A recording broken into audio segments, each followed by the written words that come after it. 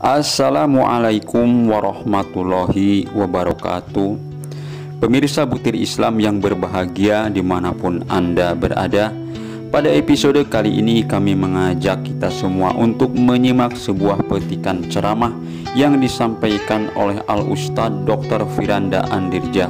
Meskipun hanya sebuah petikan, tetapi topik bahasannya cukup krusial yang sering menjadi kontroversi di kalangan umat muslimin dan tidak jarang membingungkan bagi kalangan awam dari umat Islam.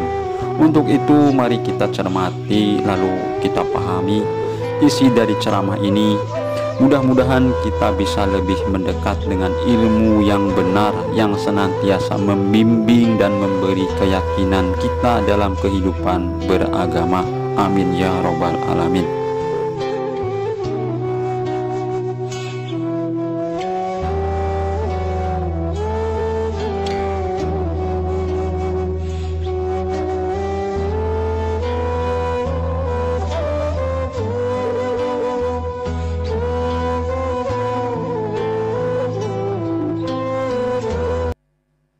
Yaitu tentang ritual kebiasaan bertahlil atau tahlilan.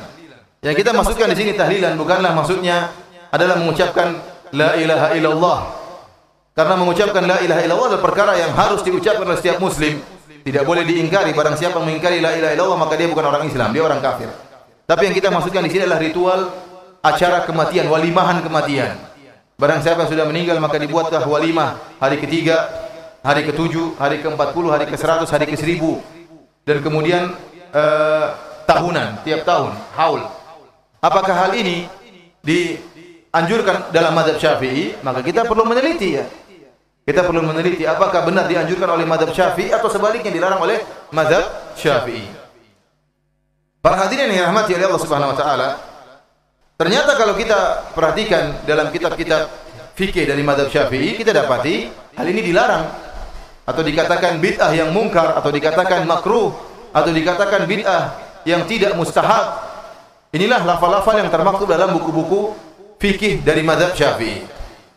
Sebelumnya telah kita sepakati bahwasanya ritual seperti ini tidak ada di zaman Nabi sallallahu alaihi wasallam. Nabi sallallahu alaihi wasallam ya, di zaman beliau banyak saudara-saudara beliau meninggal, anak-anak beliau meninggal semuanya. Di zaman beliau kecuali Fatimah. Fatimah radhiyallahu taala anha meninggal 6 bulan setelah wafatnya Nabi sallallahu alaihi wasallam. Yang lainnya Abdullah, Al-Qasim ya. Semuanya ya, kemudian Ruqayyah, Ummu Kulthum, Zainab.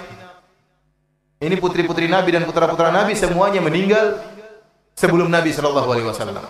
Namun tidak ada satu riwayat pun Nabi mentahlilkan mereka. Artinya maksudnya mentahlilkan mereka, mengadakan acara hari pertama, hari kedua, hari ketiga, hari ke-7, hari ke-40, hari ke-100, hari ke-1000, kemudian tahunan, Nabi tidak pernah melakukannya. Kemudian juga Khadijah radhiyallahu taala anha meninggal dunia, istri yang sangat dicintai oleh Nabi sallallahu alaihi wasallam, dan juga tidak ada ritual seperti ini. Kemudian juga para sahabat, betapa banyak para sahabat yang meninggal dalam perang, dalam peperangan, dalam perang Badar, dalam perang Uhud, dalam perang Khandaq, dalam perang banyak dalam peperangan, namun tidak ada acara ritual seperti ini sama sekali. Kemudian kita beranjak kepada zaman tabi'in. Juga tidak dikenal acara seperti ini zaman tabi'in. Kita beranjak kepada 4 imam mazhab. Tidak diriwayatkan Imam Abu Hanifah, Imam Malik, Imam Syafi'i, Imam Ahmad mengadakan acara ritual seperti ini. Kemudian muncullah acara seperti ini, entah dimulai sejak zaman berapa, tapi muncullah acara seperti ini dan menjadi tradisi di masyarakat kita. Oleh karenanya, kita katakan bahwasanya Rasulullah SAW bersabda, wa khairul huda huda Muhammadin sallallahu alaihi wasallam. Sebaik-baik petunjuk adalah petunjuk Nabi sallallahu alaihi wasallam dalam segala hal. Dalam mengurusi orang jenazah, dalam mengurusi orang mati, dalam mengurusi jenazah, maka kita berusaha mengikuti petunjuk Nabi sallallahu alaihi wasallam. Kalau Nabi tidak melakukan acara seperti ini, maka petunjuk Nabi lebih mulia. Karena Nabi mengatakan wa khairul huda, sebaik-baik petunjuk adalah petunjuk Nabi sallallahu alaihi wasallam. Dan ingat kaidah yang dikatakan oleh Al-Imam Malik rahimahullah. Al-Imam Malik mengatakan dalam kaidahnya yang sangat masyhur, beliau mengatakan, "Fama lam yakun yauma idzin dinan, falan yakuna al-yauma dina." Apa yang di zaman Nabi bukan agama, maka zaman sekarang juga bukan agama. Kenapa? Karena agama telah sempurna. Al-yauma akmaltu lakum dinakum. Pada hari ini telah aku sempurnakan bagi kalian agama kalian. Maka kata Imam Malik, apa yang di zaman Nabi bukan agama, zaman sekarang juga bukan agama. Kenapa? Di zaman Nabi agama sudah sempurna. Di zaman Nabi agama sudah sempurna.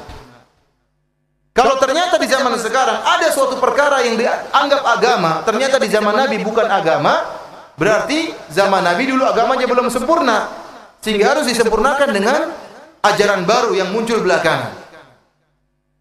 Oleh karena saya katakan di antara konsekuensi dari pelaku-pelaku bid'ah, orang-orang yang buat ritual-ritual bid'ah, melazimkan bahwasanya agama Islam tidak sempurna. Agama Islam tidak sempurna.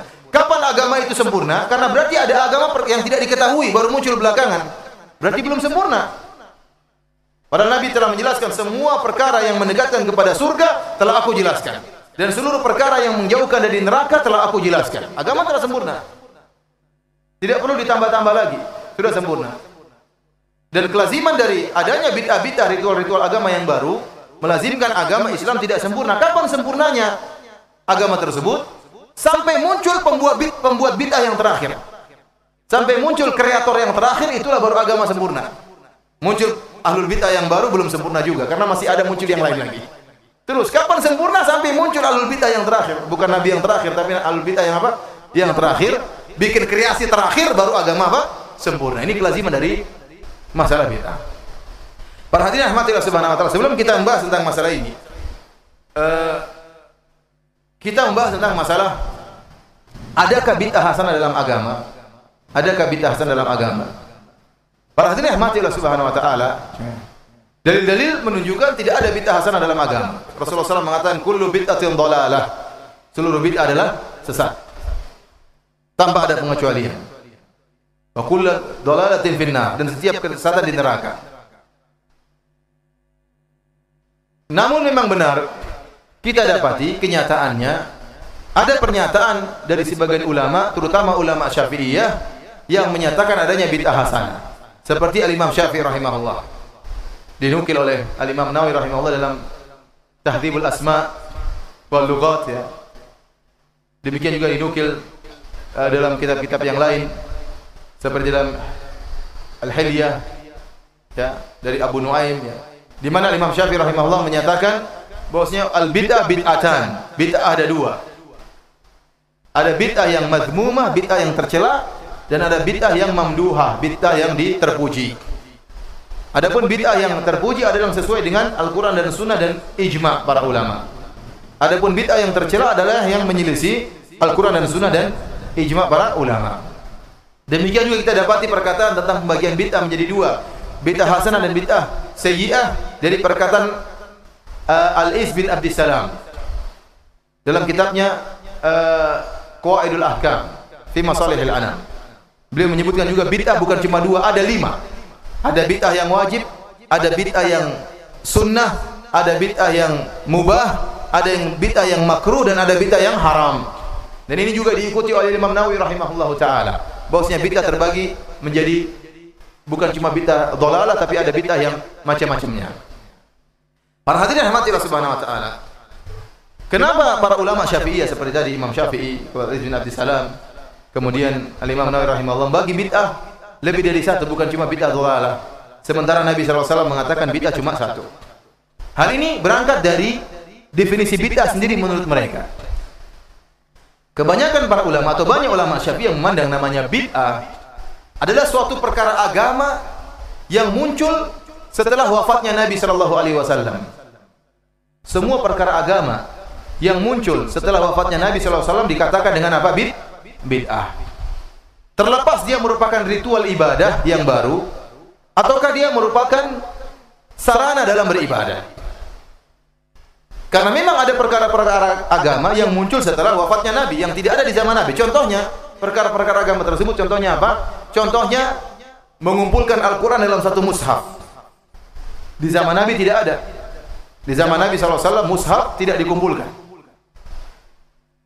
Sehingga tatkala Abu Bakar diberi ide untuk mengumpulkan mushaf, Abu Bakar tidak langsung melakukan. Dia ragu, dia mengatakan, bagaimana saya mau mengumpulkan Al-Quran sementara Nabi dahulu tidak mengumpulkan Al-Quran. Lihat di sini Abu Bakar tidak langsung semangat mengumpulkan Al-Quran, dia saja ragu, padahal ini perkara baik tanpa diragukan. Menjadikan Al-Quran dalam satu apa? Dalam satu kumpulan. Namun kalau kita perhatikan, pengumpulan Al-Quran dalam satu buku itu bukanlah ritual ibadah, bukan. Tapi dia adalah sarana untuk beribadah. Kita disuruh baca Quran atau tidak? Disuruh baca Quran. Agar memudahkan kita belajar Al-Quran, maka sebaiknya Al-Quran dikumpulkan dalam satu buku. Di zaman Nabi kenapa tidak dilakukan kodifikasi Al-Quran dikumpulkan dalam satu buku? Karena banyak sebab. Di antaranya Al-Quran belum turun secara sempurna. Al-Quran akan turun tahap demi tahap. Kemudian Al-Quran terjadi nasikh dan mansukh. Kalau dikodifikasikan ternyata terjadi perubahan kan repot. Oleh karenanya ada nasikh, ada apa? Mansukh, ada perubahan dalam Al-Quran. Sehingga di zaman Nabi tidak dikumpulkan menjadi satu. Setelah Nabi SAW meninggal dunia, maka Al-Quran sudah lengkap. Maka timbullah ide untuk mengumpulkan Al-Quran. Dan mengumpulkan Al-Quran menjadi satu buku, itu bukanlah ritual ibadah. Tapi dia sarana untuk beribadah. Beda kalau kita bikin, misalnya sholat baru. Sholat apa misalnya? Ini ritual, kita bikin ritual baru. Contohnya lagi perkara agama yang muncul setelah Nabi SAW seperti adanya ilmu nahu dan sharaf. Di zaman Nabi tidak ada ilmu nahu dan sharaf. Di zaman para sahabat tidak ada ilmu nahu dan sharaf. Kenapa? Para sahabat semua pakar bahasa Arab. Dan belajar ilmu nahu dan sharaf adalah bagian dari agama. Namun setelah Nabi SAW meninggal dunia dan kemudian orang-orang mulai tidak paham tentang bahasa Arab, maka dibuatlah kaedah-kaedah tentang bahasa Arab. Yang ini berkaitan dengan agama. Namun dia bukan ritual ibadah, dia sarana untuk memahami bahasa apa? Arab. Contohnya lagi ilmu jarh wa ta'dil. Apa itu ilmu jarh wa ta'dil? Adalah ilmu yang untuk mengukur kredibilitas para rawi. Rawi ini berhak untuk diterima riwayatnya atau tidak. Bagaimana kredibilitasnya? Dia saduq, apakah dia thiqah, apakah dia kadzdzab, apakah dia dhaif. Ini namanya ilmu jarh wa ta'dil. Di zaman Nabi dan di zaman para sahabat tidak perlu ilmu jarh wa ta'dil, tidak perlu. Karena para sahabat semuanya thiqah dan mereka langsung dengar hadis dari Nabi SAW sehingga tidak perlu ilmu ini. Kenapa ilmu ini muncul belakangan? Tatkala hadis diriwayatkan oleh para perawi-perawi yang harus dicek kredibilitas para rawi ini. Kalau rawi ini tidak benar, maka hadisnya palsu atau hadisnya dhaif. Ingat, ilmu jarh wa ta'dil bukan ritual ibadah, tetapi dia merupakan sarana untuk mengenal hadis sahih atau tidak. Paham atau tidak di sini? Muncul lagi pembuatan pondok-pondok. Di zaman Nabi tidak ada pondok-pondok. Orang belajar di mana? Di masjid-masjid. Dakwah di mana-mana. Belakangan muncullah para ulama membuat pondok-pondok dalam rangka untuk mudah belajar. Pondok sendiri itu bukan ritual ibadah, bukan. Dia hanya sekedar sarana untuk bisa belajar dengan baik. Perkara-perkara ini yang saya sebutkan, mengkodifikasikan Al-Quran, ilmu jarh wa ta'dil, ilmu nahwu dan sharaf, ilmu usul fikih. Ilmu usul fikih juga tidak ada di zaman Nabi. Karena ilmu usul fikih adalah ilmu yang mempelajari penunjukan kalimat-kalimat. Penunjukan fi'il-fi'il, ini menunjukkan wajib atau sunnah atau tidak, ini namanya ilmu usul fikih. Kembali kepada pengetahuan tentang bahasa Arab. Para sahabat tidak perlu ilmu usul fikih karena mereka mahir dalam bahasa Arab. Ilmu usul hadis juga tidak perlu ilmu usul hadis karena para sahabat langsung terima hadis dari Nabi SAW. Ini semua perkara agama. Mengkodifikasi Al-Quran, ilmu jarh wa ta'dil, ilmu nahwu dan sharaf, ilmu usul fikih. Kemudian ilmu usul hadis, mustalah hadis. Kemudian buat pondok-pondok, membuat jembatan-jembatan. Ini semua dikatakan sebagai bid'ah hasanah menurut istilahnya para ulama Syafi'iyah. Mereka harus menamakan ini bid'ah. Kenapa? Karena ini perkara agama. Saya katakan tadi, definisi mereka namanya bid'ah adalah suatu perkara agama yang muncul setelah Nabi SAW meninggal dunia. Dan ini semua perkara agama. Sehingga mereka harus mengatakan ini bid'ah apa? Hasanah. Sehingga mereka harus mengatakan bid'ah terbagi menjadi dua. Karena kalau mereka mengatakan bid'ah cuma satu, ini bagaimana nasibnya? Mengkodifikasikan Al-Quran, ilmu jarh wa ta'dil. Sehingga mereka punya istilah sendiri. Mereka mengatakan ini sebagai bid'ah hasanah. Oleh karenanya para ikhwan, kalau kita berdialog dengan orang-orang yang mengaku sebagai ahlu sunnah, kita katakan, coba nukilkan perkataan Imam Nawawi yang mengatakan bid'ah ada dua, bid'ah sayyi'ah dan bid'ah hasanah. Coba perkataan Ibnu Al-Iz bin Abdissalam dalam kitabnya Qawaidul Ahkam fi Masalihil Anam. Tatkala dia menyebutkan bid'ah ada 5. Lihat contoh-contoh yang dia buat. Contoh-contoh yang dia buat adalah perkara-perkara yang saya sebutkan tadi.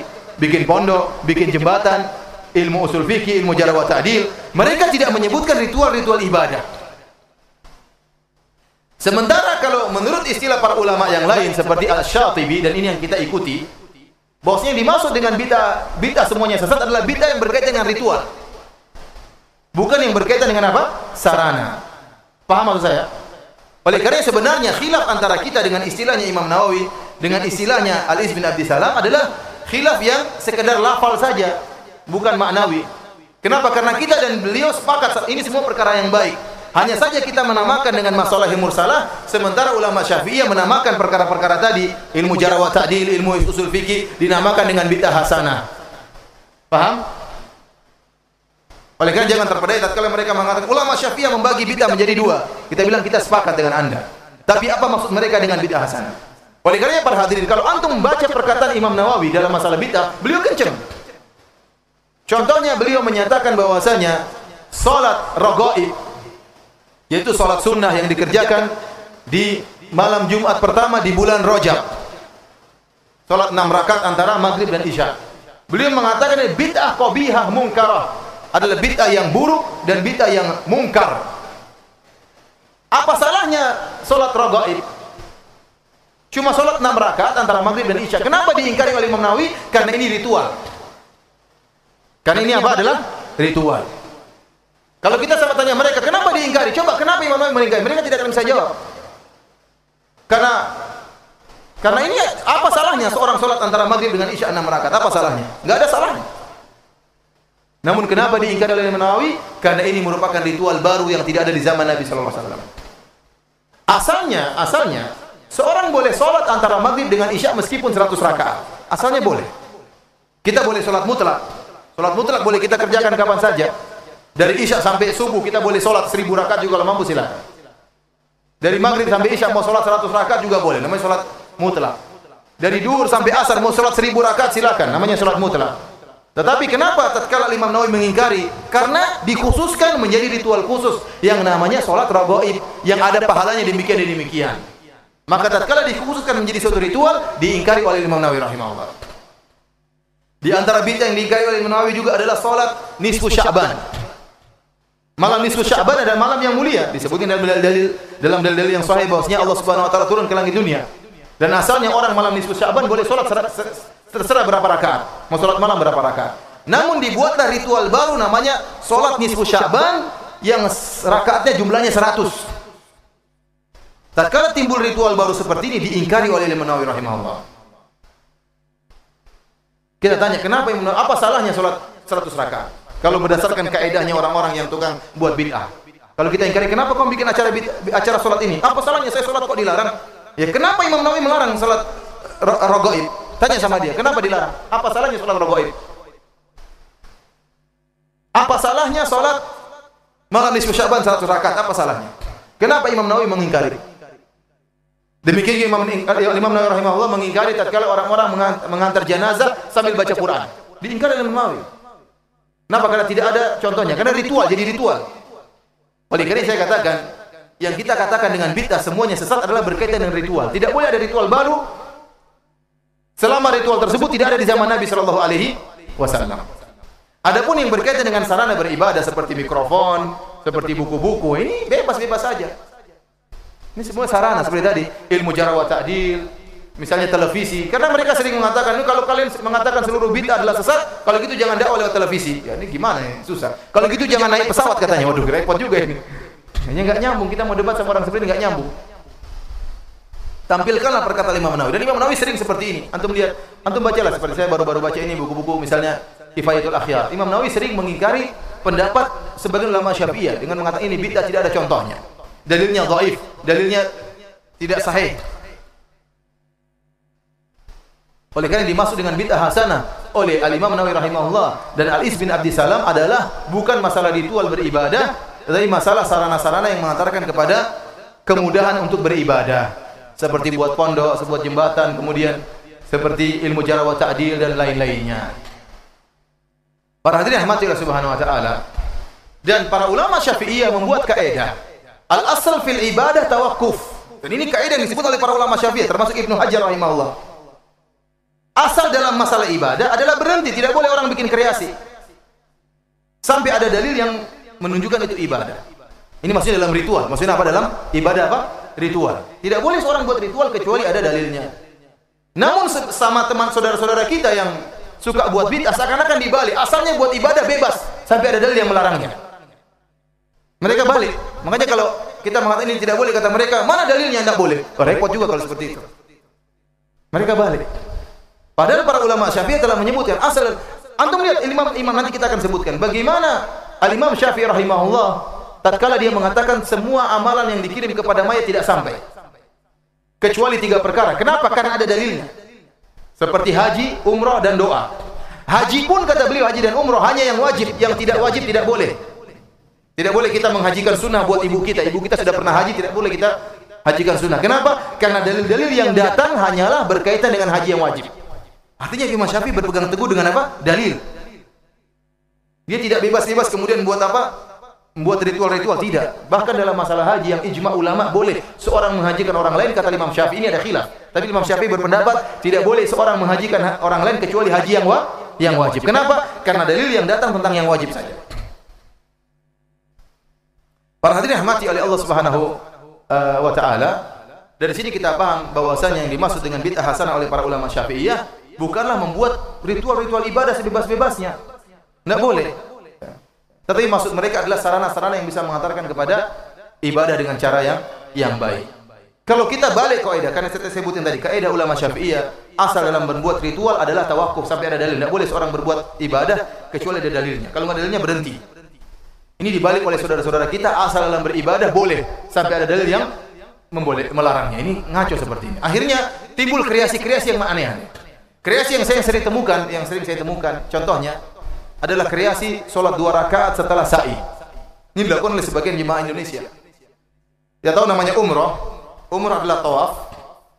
Setelah tawaf solat 2 rakaat setelah tawaf. Setelah tawaf solat 2 rakaat kemudian sa'i. Setelah sa'i tahallul, selesai umrah. Sebagian orang setelah sa'i dia solat lagi 2 rakaat. Coba kalau kita larang, gimana cara melarangnya? Coba sekarang saya berperan sebagai orang-orang yang suka buat bid'ah. Antum gimana larang saya? Antum coba, Mas, kenapa sholat 2 rakaat setelah sa'i? Emang dilarang sholat? Apa salahnya saya sholat? Gimana cara antum melarang? Tidak ada jalan lain antum melarang kecuali antum mengatakan, saya katakan, tidak ada jalan lain antum melarang kecuali antum mengatakan ritual ini tidak ada di zaman Nabi. Itu saja. Selain itu antum nggak akan bisa menang. Dia akan bilang, apa salahnya saya sholat kok dilarang? Saya sholat di Masjidil Haram, kesempatan sholat di Masjidil Haram pahalanya berlipat ganda. Apa salahnya saya? Kan sholat 2 rakaat setelah tawaf juga bagus. Kenapa tidak boleh sholat 2 rakaat setelah sa'i? Repot. Antum nggak bisa bantah dia. Karena dia punya kaidah asal dalam beribadah bebas-bebas saja sampai ada larangan. Namun ini adalah merubah syariat Nabi. Syariat Nabi tawaf sudah sempurna. Tawaf 2 rakaat setelah tawaf, sa'i selesai. Kenapa ente tambah dengan 2 rakaat setelah sa'i? Nanti datang lain, oh saya mau lebih keren, 6 rakaat setelah sa'i. Antum gimana cara melarangnya? Gimana cara antum? Antum nggak mungkin bisa melarang kecuali antum mengatakan ritual ini tidak ada di zaman Nabi SAW.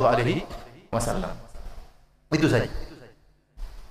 Sampai saya ditanya, Ustaz, bagaimana hukum solat birrul walidain? Subhanallah. Ini solat baru lagi, ritual baru, solat birrul walidain.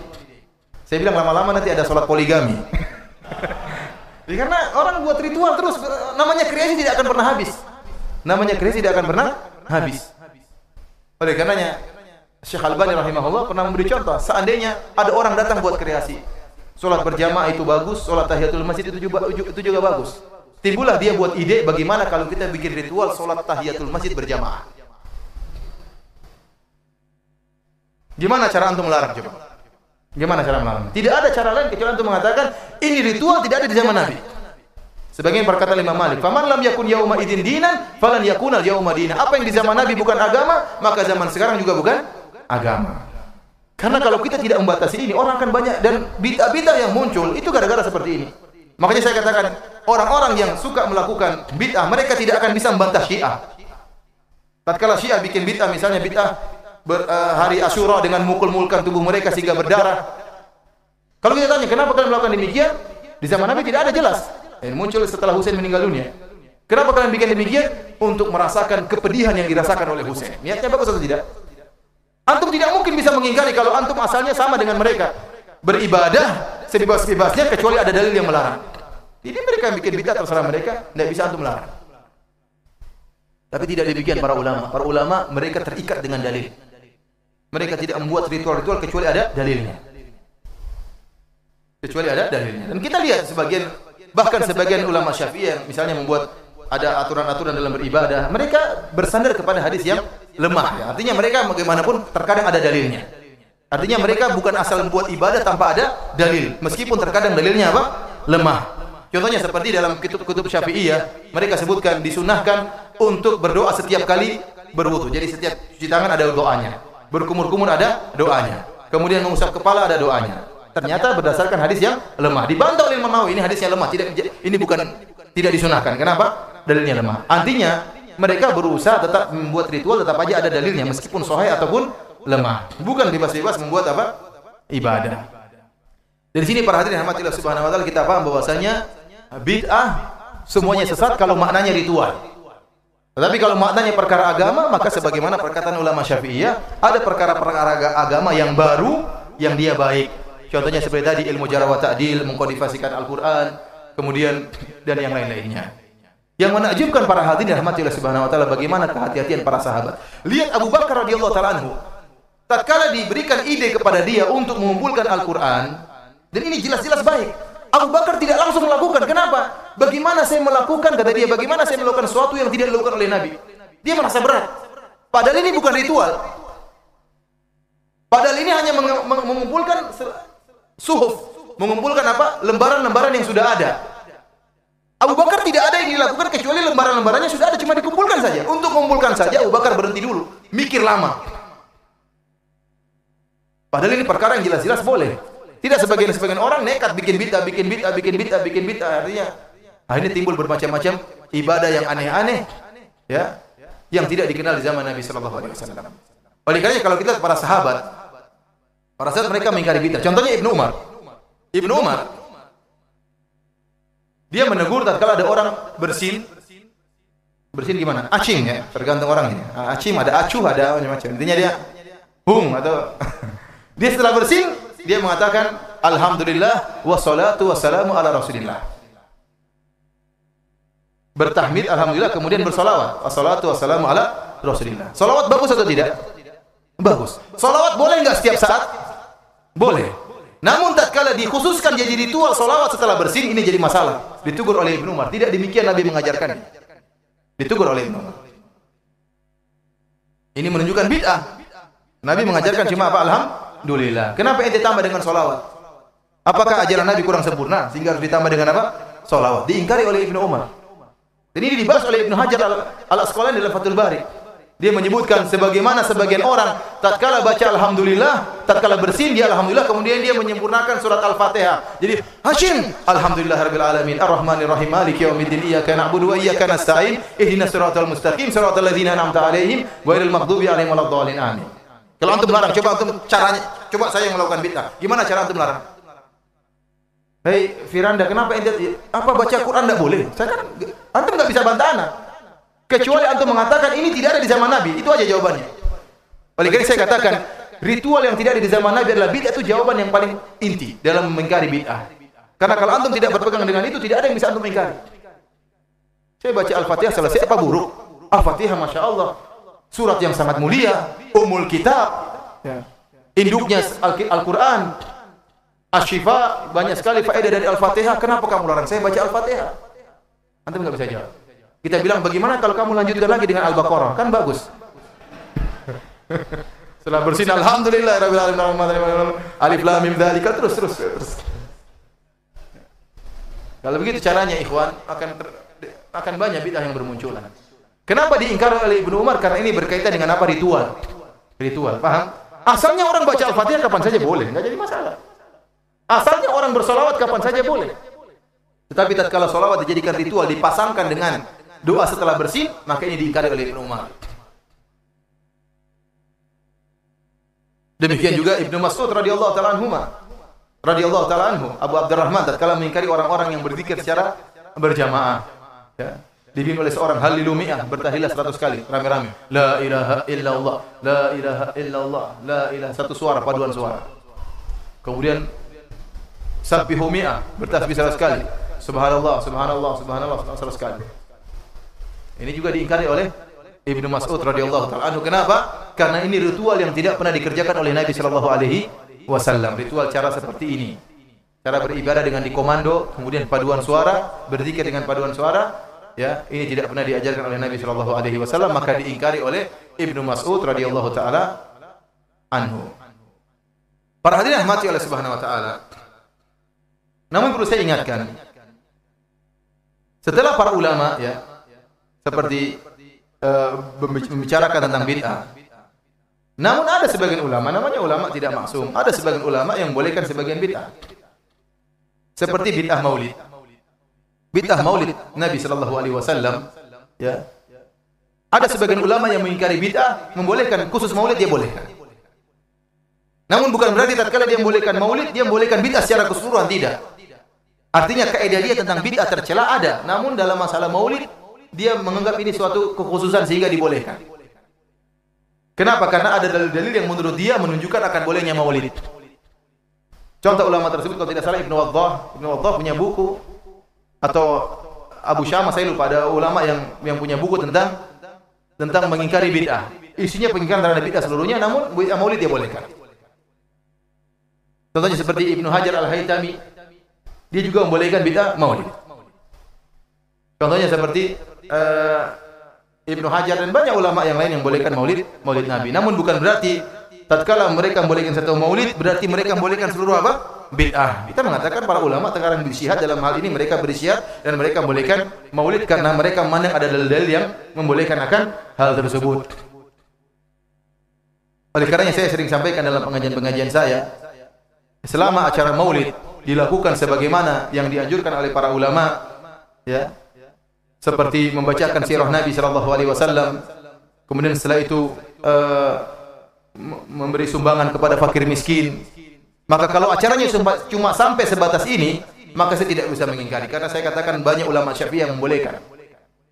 Tetapi kalau acaranya berlebihan daripada ini, maka saya ingkari sebagaimana pengingkaran yang dilakukan oleh pendiri NU Hashim Asy'ari.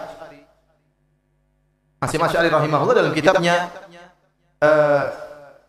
Tanbihatul Wajibat liman yasna'ul maulid bil munkarat. Peringatan-peringatan yang wajib untuk diketahui terhadap orang-orang yang melakukan maulid dengan kemungkaran. Jadi Hashim Asy'ari membolehkan maulid. Terima kasih telah menonton sampai selesai. Semoga bermanfaat bagi kita semua. Billahi taufik wal hidayah, waridho wal inayah. Wassalamualaikum warahmatullahi wabarakatuh.